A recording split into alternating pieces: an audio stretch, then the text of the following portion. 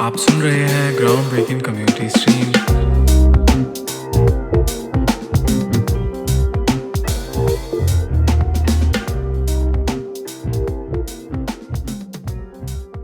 Hi, this is Q live and direct from the Psyche Lab studio.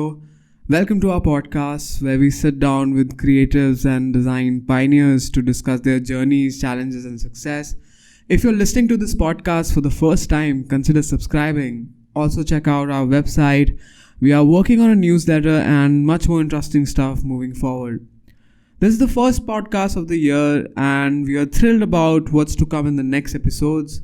As always, we value the feedback of our listeners, so please reach out to us with any comments or questions you may have. You can also shoot me a mail mentioned in the podcast description. For this episode, we have Kunal Vora, the founder of ABND, a brand design studio that helps companies create compelling and effective brands. Kunal started his career as an industrial designer and has since transitioned into the world of branding. He also shares his knowledge by teaching at various design colleges. We are excited to have Kunal on our show to share his insights and experiences building ABND. Hi Kunal, how's it going with you? Good, Deepak. Doing well. How about you? Doing pretty fine. It's midweek, and work is always high when it's the beginning of the year, so a lot of pitching and stuff. How's it going with you? I think we are finally having this conversation after number of plannings and stuff. And I apologize. There were so many times even I had to change, but it's been good. I mean, a lot of I think people are back from the holidays. So a lot of conversations have started popping up, which is always great, right? I mean, from the past few years of experience, I've realized that post January 10th, things start picking up very well. So it's good. Otherwise, just around New Year's and Christmas, everybody's in holiday mode, right? So yeah. Yeah, I mean, how does your usual day looks like at ABND? So I mean, I start at about 8:30 in the morning, and then it's, to be very honest, it's more group discussions, meetings, calls, and occasionally just going through presentation of work that has been done. Right? We have great teams at ABND, so to be very honest, micromanagement or monitoring nitty gritty does not need to be any more a part of my day to days, but a more holistic view is what I spend my day spending. Yeah, makes sense. I mean, that's the need of the hour. I think a lot of people are looking for such places where innovation and creativity can thrive. I mean, let's go a little back in your career. I can see that you started working as an industrial designer. You want to go a little back and maybe talk about how you started your career. So it's funny because while growing up, I was fascinated with how products were made. I loved the engineering aspect of it, how kids like to break apart things and just to see what's going on inside. So I was always fascinated with that, like most kids are. But I also enjoyed the aesthetics of for products as well.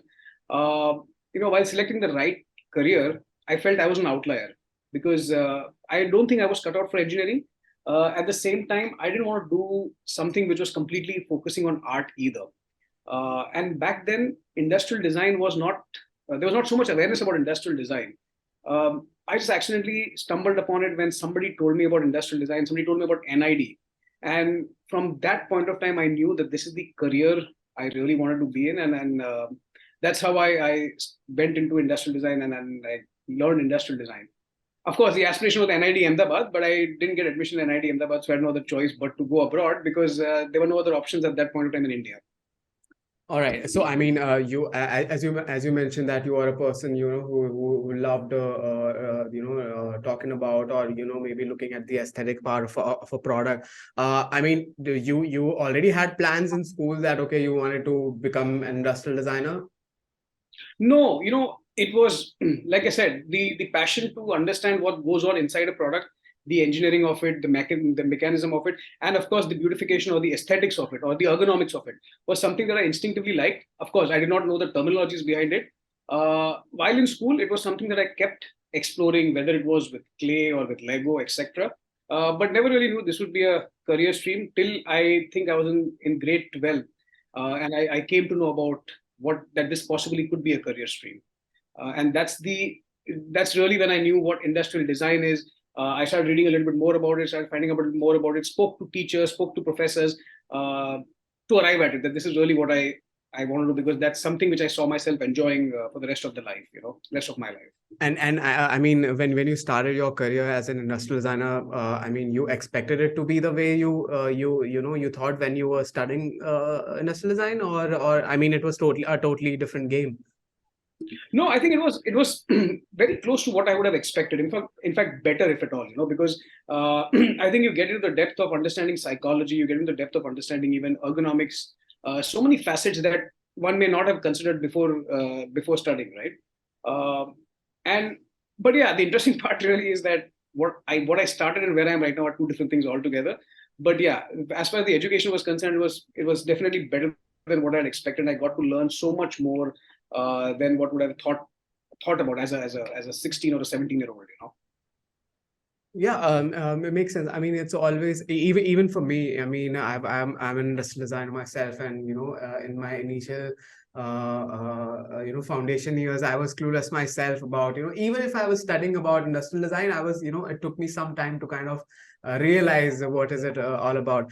All right. So, I mean, at what stage you realize that okay, you are into branding. You're a person who maybe enjoyed branding, or maybe that came a little later in your life. So I think it came significantly later. If you if I look at my journey, or my career journey, I think I can break it into two chapters, and each chapter is literally a decade sort of thing, and it literally is like that. The first 10 years and the next 10 years. And the overall theme, I think, of my journey would be, you can call it being clueless, because literally that's what it was. My chapter one, or the first decade, was everything that I did on the way that led me to start ABND. It started with industrial design, which is what I studied, right? I was in Canada, and then my first job as a product designer was great fun, a lot of fun. In fact, I loved it because it was a great mix of engineering and design. I got the opportunity to work with Ford Motors, BlackBerry, DuPont, and the city of Toronto. Some of my work also won some awards, so it was an enjoyable process. While I was doing that, I started enjoying, or I started getting some projects which involved tool and die design.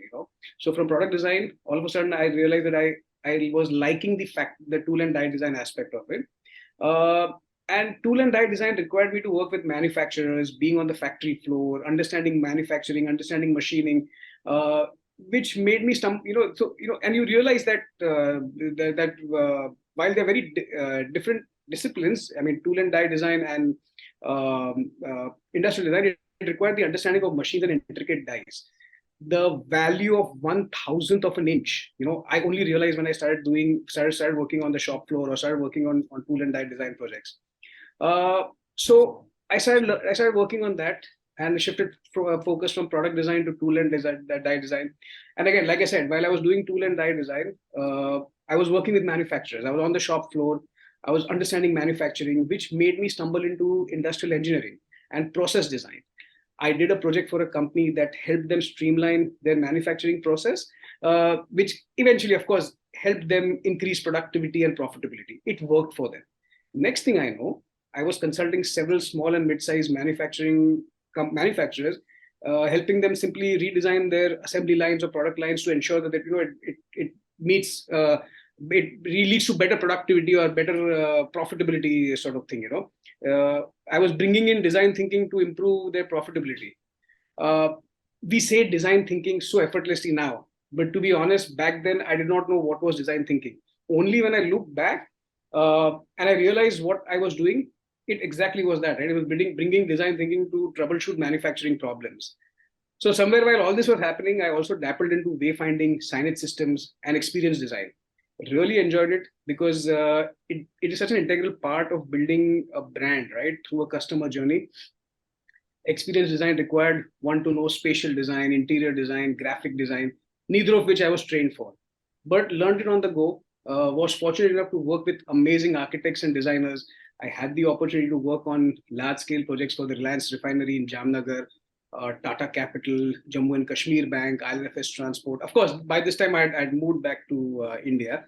I designed signage systems for the city of Trivandrum and Gujarat Tourism. And then so this there was everything that I did, right? Like, I mean, this entire journey of being decade. This was an entire decade of being clueless. Why clueless? You ask me, because I was clueless about the direction I was heading in, and that's what allowed me to explore whatever came in my way, or wherever I had the opportunity to learn.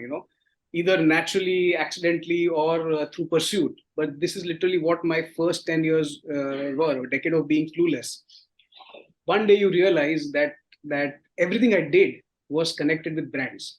You know, whether it's a product, it's an experience, graphics, spaces, everything had one thing in common: the purpose. The purpose of why the purpose of the why was essentially to build a memorable brand, right? I realized that consciously or not, I was helping build brands. Now that direction for me was what I mean. That direction brought in the clarity of what I really wanted to do, and that direction kind of led me possibly or made me more passionate about branding. And I think somewhere in there that triggered the birth of ABND. Wow, I mean, that's a pretty interesting journey you had. I mean, very easily you mentioned that how clueless you were throughout this journey, but you still, managed to do remarkable projects like you've mentioned. I mean, what are the right things you were following that, maybe you were, were you, asking the right questions, and how are you constantly, moving from one project to another? Is it something what you've learned, when you're studying industrial design, or do you think that it was more of a personal thing, and you are always a person who was maybe talking to people and constantly inspiring yourself? I think I'll tell you, a lot of it had to do with so many different factors, right? When you read about like you read about Kaufman, or you read about B.S. Vandero, you read about the great designers that existed who never saw things in silos, right? I think the whole idea of the curiosity to know how a particular discipline works or how something works, being empty and genuinely being clueless, because when you're clueless, you're really looking forward to learning a lot more, and experiencing yourself and possibly helping create something. So I think that thirst to learn, which I feel I still have, and I believe I learn every day, and we all learn every day. I think that's simply what helped me experience or learn all these things. Of course, several mistakes I made in the way, or on the way, sorry. Several mistakes I made on the way, several things were trial and error. But at the end of the day, when you look at the culmination of everything, it led to possibly wherever I am today. And I think that's the beauty about being clueless, I guess. Yeah. I kind of agree with what you said. It's. I mean, you cannot plan everything, and you cannot know everything. So I mean, but yeah, I mean, giving efforts, trying to learn more, and learn every day, we can definitely find a lot of answers. I mean, you came back to India, and you worked at a design company. At what stage you realize, okay, this is the time where I should found my own brand? So I think again, this is the like I said, my journey is literally two chapters, each chapter being one decade each. This is literally the second decade of the second chapter my journey, right? I think while I was experimenting and experiencing everything, I actually moved to India with the intention of doing something on my own, right? But I realized that it wasn't something that okay, you come and you start something, because before I moved to India, I had my own small consultancy while I was in Canada. Um, so I wanted to do the same thing when I came to India, but you realize that the market dynamics are completely different, awareness is different, the type of animal you deal with is completely different, so you needed to learn. I was fortunate enough to work with Umo at that point of time, with Shanu Bhatia and Ratan Bartley Boy, and that gave me a lot of experience and learning and working on large format projects. While I was working over there, I think I realized at some point that that maybe now is the time that I want to kind of venture out and do something on my own. So a little over 10 years back, along with a close friend, I started ABND. Thinking that this was really my calling. It was my platform to create memorable brands and bring all my learnings under one umbrella. So, and I think in the initial run, we were fortunate enough to score some really good projects and then reputed names that helped us kind of keep the ball rolling, sort of thing. Yeah. I mean, and I'm just curious about the name of the agency you have, ABND. A brand new So, day. I mean, so what was the story behind the name? I'm so sure. it started. It started in frustration, right? That what do you call this new agency that I'm going to start? What do I call it? And it literally was, I need a brand new day. I need a brand new platform. I need a brand new start. I need a brand new something. And you realize when you say a brand new day, there is two aspects to it. One is the aspect of working with brands, so a brand new day. Then there's the other aspect of every day is a new day. When you work with brands, you are sector agnostic. You are working today, you're working with a retail brand. Tomorrow, you could be working with a manufacturer. Day after tomorrow, you could be working with an NGO. Then you're working with a school. So every day is a new day from a brand point of view, also, and from a learning point of view, also. So, a brand new day was the name that we started with. And over the years, we shed that. We wanted to kind of move away from a design agency sort of perception and move into more strategy and brand business centric proposition, which is why we shed the name A Brand New Day. The most obvious thing to do at that point of time was to use the acronym, which is ABND, because by that time, all our clients were anyways calling us ABND, and internally we were using ABND. So we just took the lazy, easy way out and moved from A Brand New Day to ABND. Yeah, that's a fun story for sure, Kunal. I can also see that you are a person who's who believes in teaching and sharing knowledge. As I can see that you've been a visiting faculty to a number of institutions. Tell me something about that. I mean, tell me, about that. I knew I was passionate about brands, but I had never formally done branding. I had never formally worked on brand strategy. I'd never studied branding as a business subject at all. You know, uh, so the question really was, what do I do? Because I'm talking about doing something which I myself am still so not clear about. Right? The solution was simple. It was exactly what I did in the first 10 years of my life. Is was to learn on the go and never stop learning, and it worked for me. You know, in fact, few years back, I started teaching branding from that perspective itself, that I need to share my knowledge for two reasons. Number one, it's I believe teaching is a great form of learning, and it allows you to strengthen what you know. So, and it actually happened accidentally also, because I'm not an academician. I cannot follow a curriculum, but I was open to the idea of teaching exactly how and what we do at ABN. I did a lecture uh, with a well-known communication design college. I did a lecture on branding. It went well. Students loved it, and I think more than the students, I really enjoyed myself. It was a great break away from the routine. While I do enjoy what I do, but it was still a great break to do this, to teach. Uh, and so that's how I stumbled upon teaching. And I did not follow a curriculum. I created my own curriculum, and I absolutely love doing it. Been doing it for the last 8 years. And the truth is that I think I've learned more from the students while teaching than what my students would have learned from me. Yeah, yeah, makes sense. I think I definitely a big advocate of sharing their knowledge and sharing the knowledge, because I think it's the best way to learn. And Absolutely. yeah, I mean, when you started your brand, I mean, you had a clear idea about, okay, this is the service that I'm gonna help my clients with, or maybe I mean, or you decided this the branding for people on the way. No, in fact, we've evolved, and we keep changing, and you need to, right? Like, you need to be dynamic in nature. So as ABND also, we've evolved over the last 1 decade. We started as a design company. To be very honest, the first few projects were more design centric. Then we moved from, and when I say design centric, we were taking anything and everything under the sun which revolved around design. Then we took a conscious decision to move from design to focusing only on branding, because that truly was where my passion was, or our passion was rather. And over the last 4 5 years, we moved from branding to now where we are, which is, we literally help clients solve business challenges through brand thinking, essentially for bottom line growth. And a decade later, I think I can proudly say that we built a company that is purist in nature. It truly specializes in creating brands and resolving brand challenges with a very clear objective in mind: profitability and building purpose for a brand. I don't think we are in the business of pretty pictures. We are in the business of building purposeful and profitable brands, and that is the sole purpose by which we exist. At least ABND exists at this point of time. Yeah.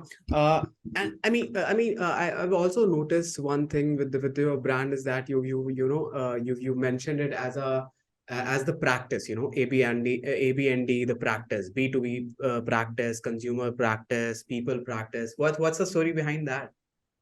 So we felt, like the thing is, our industry, if you look at it, there is no industry or there is no sector. We are not.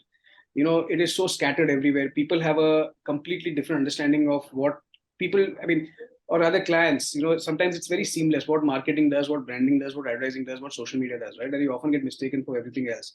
We wanted to very clearly give out a message to our clients and everybody out there, including people who would want to work with us. But we are truly a branding practice, and what we've also done is we have four distinct practices, which are which specialize in nature, and by by calling it the practice, it just literally was a way of us saying that branding has to be treated as a practice, as a serious practice. If you look at lawyers, if you look at any professionals, right, then if you look at their business as a practice, then please look at our business as a practice as well. Yeah, yeah, makes sense. Again, I mean, we've talked a bit about how I mean, lately also we were talking about out there that how much a brand proposition is important, how much an identity or a language of a brand is important. How do you think makes a profitable and purposeful brand? If it's not, if not profitable, what's your main goal behind, or maybe you can talk about the process you follow in order to have like a purposeful brand out there, and maybe some pointers about the number of things that one should keep in mind in order to start a brand in 2023. I think I'll tell you what I can tell you from a branding practice point of view, right? In order to create a profitable and purposeful brand, the answer is simple. You need to be in bed with the client. Okay, literally, you need to get into the depth of the business. You need to understand them better than they understand themselves. Of course, you never tell them that, but that's the honest truth. You really need to understand the business. You need to understand. You may need to rediscover their past. You need to find out what their purpose was, or what the purpose was when they originally started out the business, because maybe somewhere in the growth journey, it's got lost. You need to know their customers. You need to live a day in the life of their customers. You need to know what they eat, where do they live, or do they even get along with their mother-in-laws. You need to understand not just the competition but the entire category, because we restrict ourselves to just competition, but there's so much more to learn from a category perspective, right? You need to identify the lacunas, the gaps, the problems. You need to gaze into the future. You need to evaluate the business not for what it is today, but also for what it can be a decade down the road, and more importantly, a decade down the road, maybe in a new geography completely, or in a new landscape altogether. Because great brands are built at the intersection of research, science, design, and instincts, literally. And I think that's the long, or the in a nutshell, that's how you build a purposeful and a profitable brand.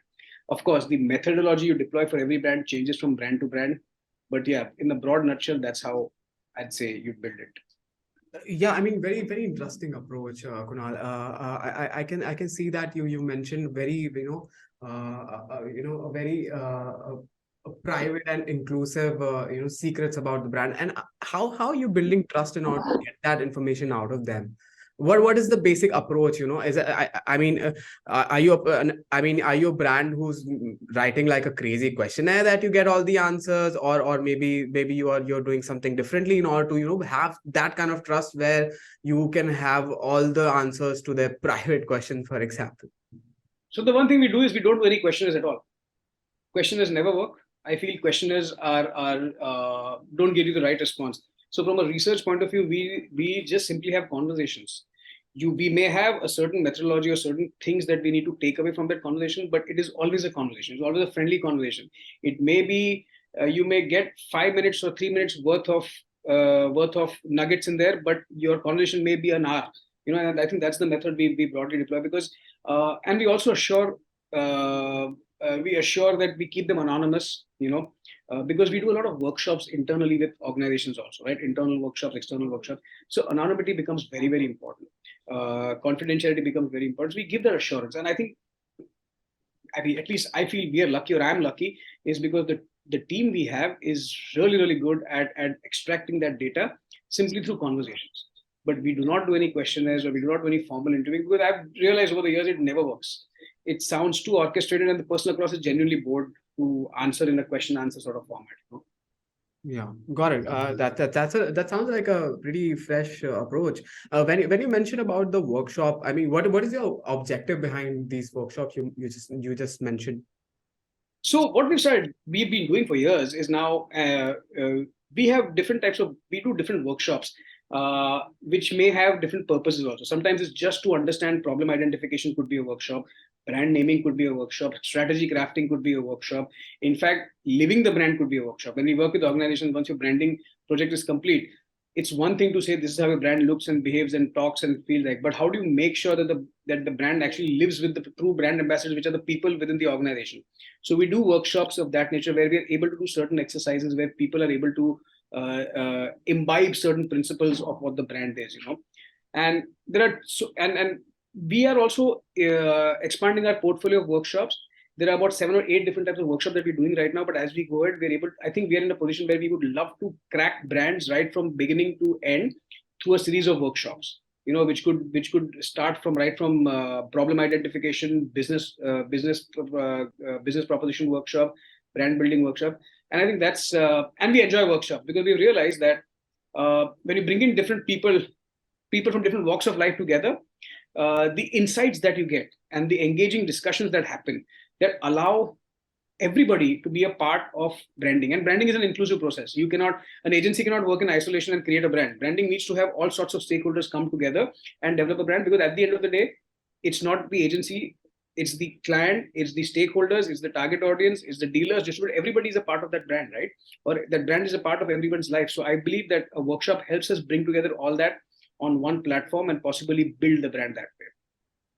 Wow, that's crazy, and I'm curious to know, what's inside these workshops. Maybe you can invite me sometime. You should come by. In fact, we have a lot of we often have students and even some of our clients who love to participate in other workshops. So we often seek permission from clients that we take workshop. And please, you're more than welcome. Do come by. Yeah, looking forward.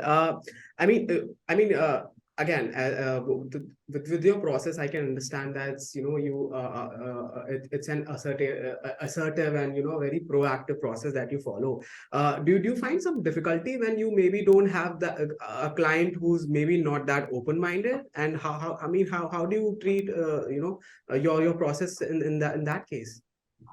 So we do. I wouldn't lie to you. We do find clients who are not that open-minded.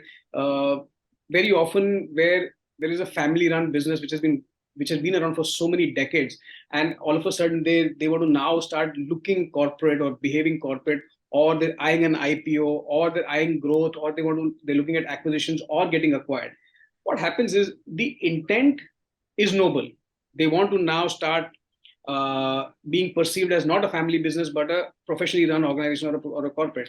However, certain things are so embedded in you because you've been doing it for so many years that it becomes difficult to break those. So what we've often done is we do a session with the founders or the directors to make sure that we break that mind. We break that mindset. We help, or we do certain discussions or certain exercises which allows them to start thinking more openly. And it has often helped. Of course, some things don't change, right? So there's always certain roadblocks happen, but broadly, a workshop like that or a session like that often helps in streamlining or smoothing the process for the entire exercise. Yeah, makes sense. I again, I mean, running a creative business can be different from running a usual business. This is what I've recently also realized. Starting my own design agency. What is your process of having that team which is creatively fulfilling, or maybe the task they are they are doing, which is constantly motivating them? How are you making able to make that thriving system for all these creatives, and and what's your process of looking for a right creative to have like a really nourishing team? So I think the key is the first thing that we do is we don't we try to break that. See, while our team may have designers, strategists, researchers, writers, etc., we try to break that silo. Even when we are looking for people, and even while people for everybody internally, we try to shed all these labels and look at ourselves as brand practitioners.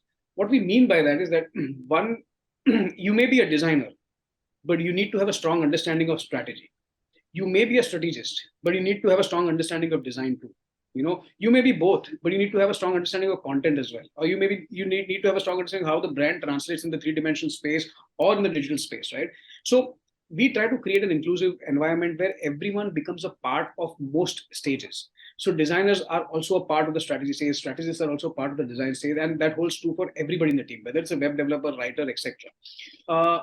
Because often ideas come from the least obvious places, right? Or thinking comes from the least obvious place. And what happens is sometimes somebody who's somebody who's not their core function, they're able to bring in a fresh perspective.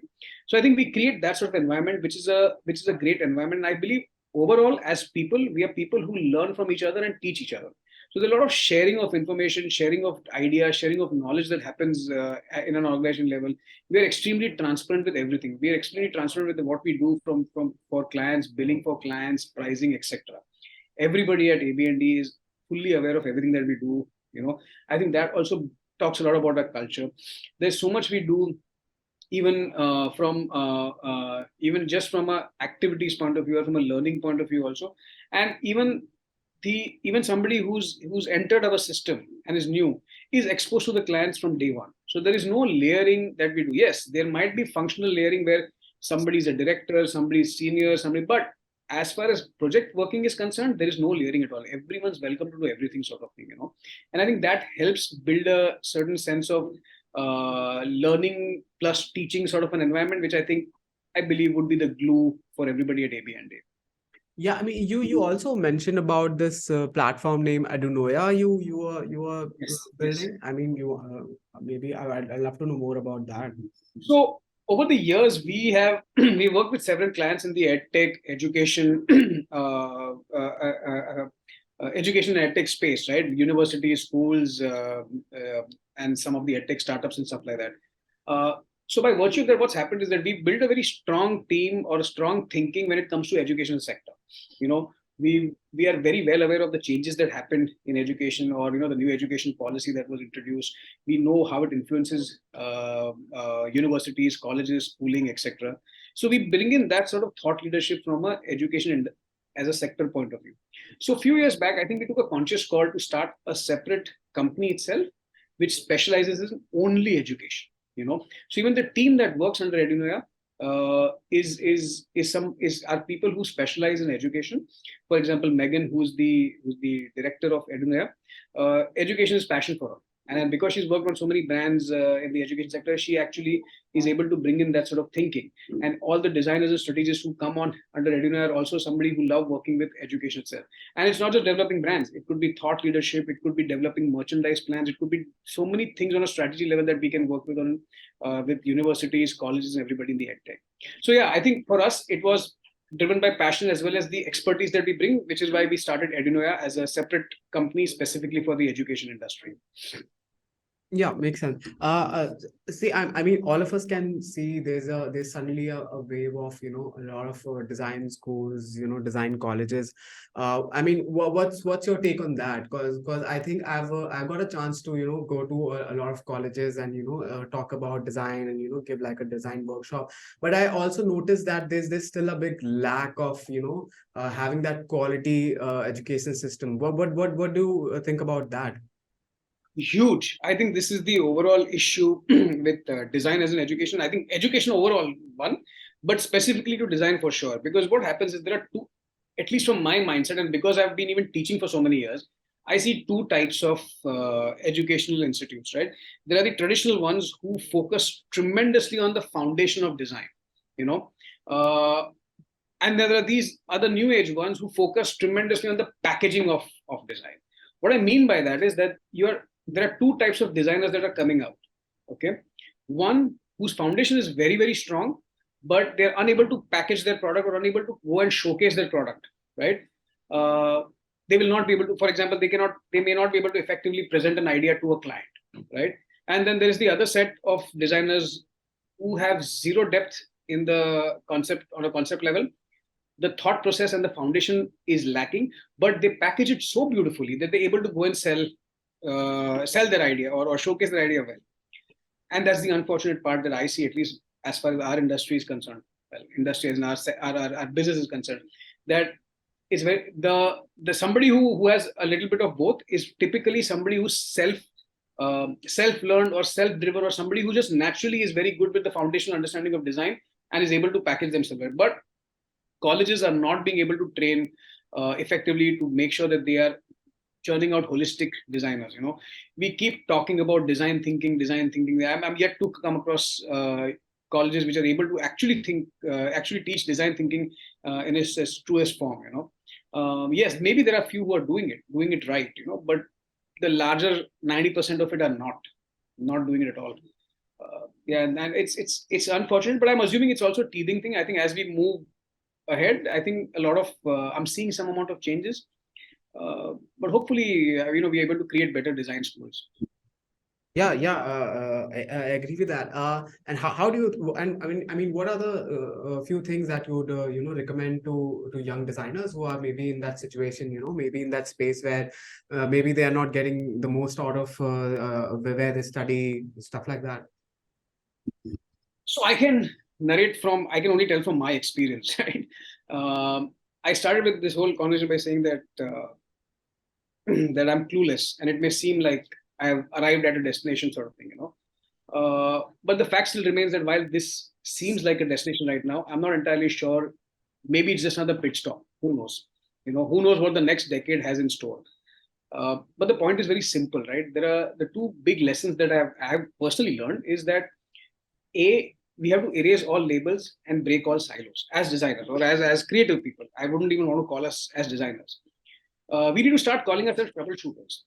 What do I mean by this? For commercial reasons, I may call myself brand practitioner, branding expert, or a branding person. At some point of time, I used to call myself a designer.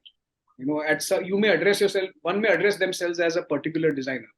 But here's a tip: do not label yourself. Do not put yourself in a silo, because what you say is essentially what you start thinking. Right?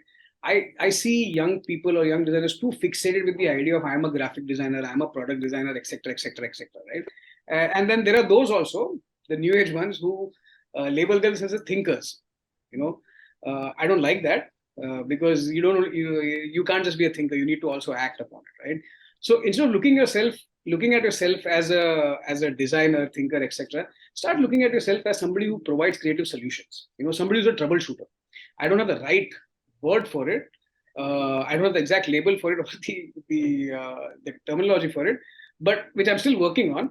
But point is that you be open-minded. Be a sponge, work across disciplines, learn on the go, and most importantly, just explore. If somebody is going to ask you to make thumbnail sketches, don't stop at 3, 4, 5. Keep going at it till you're able to come up with beautiful ideas. And all that exploration, and I'm not just saying from a sketching point of view, from disciplines point of view, so from a learning point of view, explore everywhere, explore whatever opportunities that come across to you, because all that exploration will eventually come together and help build who you are going to be as an individual, right? And those who are going to start looking at themselves as solution providers genuinely have the power to influence businesses. They have the power to influence global changes, and more importantly, I think they will genuinely enjoy what they do. So, and one needs to believe, you need to believe in yourself to create anything. Know that how you think and see the world will allow you to create solutions. Your graphic design thinking, when extruded in 3 dimension, becomes an experience. So instead of looking at yourself, one needs to start instead of looking at yourself as designers or thinkers or something like that, start looking at yourself as creative solution providers, or troubleshooters who use creative thinking. I'm not sure what the exact title is. It's still work in progress for me, but I believe that at all points of time you need to be open-minded. You be a sponge that's willing to absorb, work across disciplines, learn on the go. More importantly, explore. Just keep exploring whatever comes across your way, because at the end of the day, all that exploration will eventually come together and help build who you are, right? I feel that those who look at themselves as as solution providers have the powers to influence businesses. They have the power to influence global change. They have the power to do so many things which may be beyond what a designer is able to do, right? And the most important thing is, if you look at yourself like that, you start enjoying what you do. One should believe, or you should believe, that you are able to create anything. Know how you think the world will knowing how the world works, looking at it from a creative solution point of view. Your graphic design thinking, when extruded into the three-dimensional space, makes it an experience, right? Similarly, your product design allows you to think what goes on behind the product. It allows you to lead into information design. It makes you start thinking that how you can make information design easier to understand.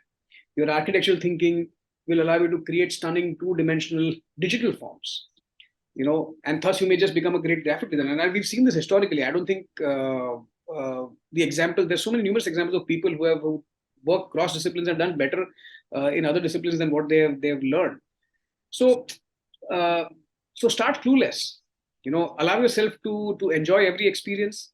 Learn wherever you have an opportunity. Don't get fixated on titles, labels, and designations, because honestly speaking, learning has to happen from an exploration point of view.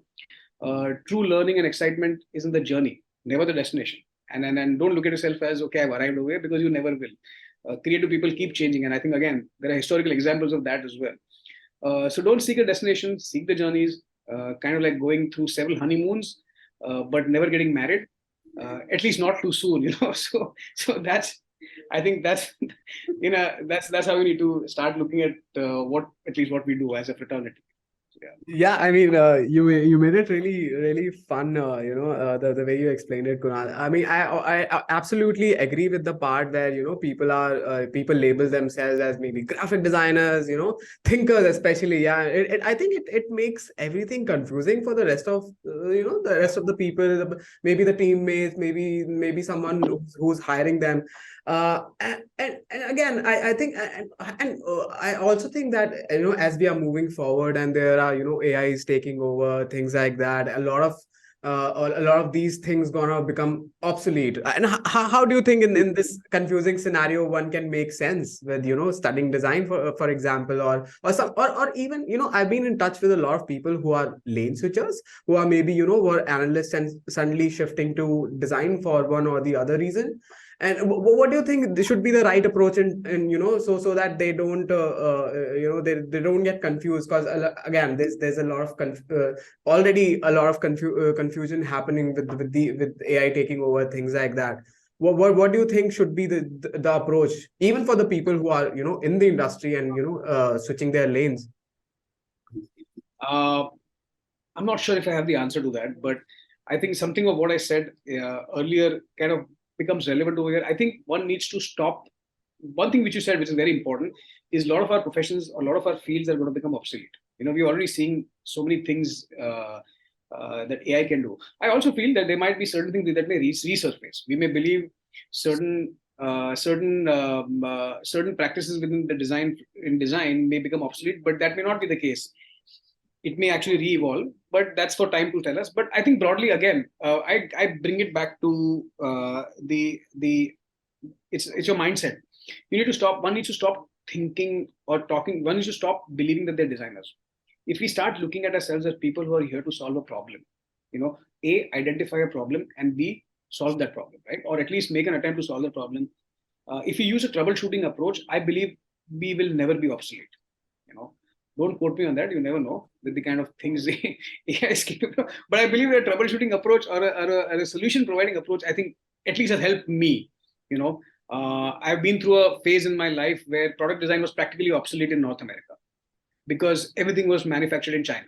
So you were boiled down to becoming aestheticians, product aestheticians, which was not what I set to do in career, right? But if you start looking at yourself as somebody who's able to give a solution, troubleshoot, then I believe we may have a better chance of sustaining. Yeah, I mean, really insightful, pointers right there. And I think a troubleshooting approach is an answer to a lot of questions we a lot of times have, because it's not, I think, a lot of things which we want to learn, which helps the process, is already at our disposal. It's so having that troubleshoot mindset, having that mindset to solve problems, definitely the answer. Yeah, I mean, a lot of great insights we got from you, Kunal. How are you taking ABND forward? I mean, what are we looking forward to? So I'm just the broker over here. I'm just the one sitting on the in the ship. It's really the team that does a fabulous job in moving ABND ahead. But I think in the last 1 year, and I think the next couple of years to come, we are looking at moving from generalization to specialization. I don't think we are a design company. Uh, I don't think we are a brand consultancy either. I think we go beyond that, and which is why we have, like I was telling you earlier, we have categorized ourselves into four very clearly identified practice areas. You know, each practice area acts as an independent business unit. It is managing its own profit and loss, and it functions with a dedicated team, which is led by a business director, right? And we're trying to see where we go with this. I believe that there's tremendous potential in making sure that we bring in experts in this field and create experts specifically catering to these four practices. I think that allows us to give an edge, or give that allows us to give better strategy or better results or better insights to our client, because we're talking about people who are passionate about those domains and are able to do a great job on those particular projects or for that particular client, right? We have a B2B practice, we have a consumer practice. I was already telling you about Edunoya, which is the education practice, and we have a people practice.